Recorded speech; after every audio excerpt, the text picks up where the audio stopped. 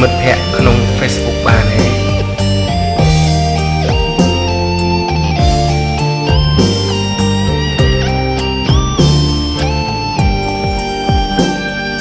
មានបេះដូងសម្រាប់ឈឺចាប់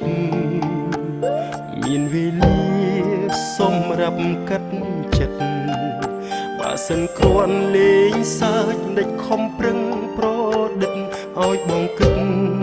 ថាអូនភ័ក្រក្តីកត់អារម្មណ៍ឲ្យអូនបានដឹងយប់ស្ងាត់ឈឹងនឹកគ្រាថ្មីថ្មីចាំខ្លួនឯងបានទេថាធ្លាប់និយាយអ្វីគ្រប់សំដីមានការពិតទេដែលស្ងាត់លែយប់នេះខ្ញុំឈឺចាប់បេះដូងខ្ញុំកំពុងស្រែកជុំដោយសារគេតែអ្នកឲ្យយើងស្គាល់គ្នាតើអ្នកអាចជួយខ្ញុំបានទេទុំពណ៌គេដាំងរូបនាងថ្មី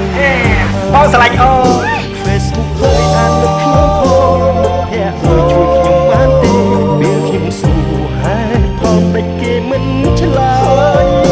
ពេលសុខសុខគេឈប់ស្នេហ៍ទាំងដែលសន្យា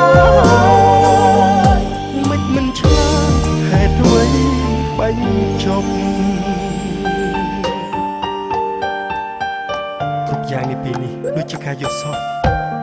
តែមិនក៏យល់សប្តិមួយយប់នេះឈឺចាប់ម្ល៉េះមិនក៏អូនចាំបាច់បិទទូរស័ព្ទ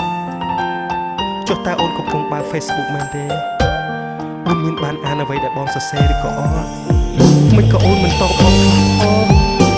ដាច់ចិត្តតបម្ល៉េះមែនទេរវាងពួកយើងកន្លងមកតើបងឈួតមិនឯងក៏យ៉ាងម៉េចប៉ុន្តែបងចាំបានអូននិយាយថាស្រឡាញ់បង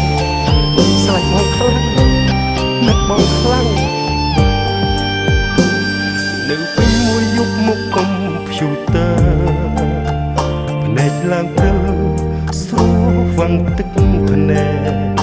យប់នេះបាត់បងស្នេហ៍យប់លែងមានអ្នកចោជេរតើថ្ងៃស្អែកខ្ញុំរស់យ៉ាងណា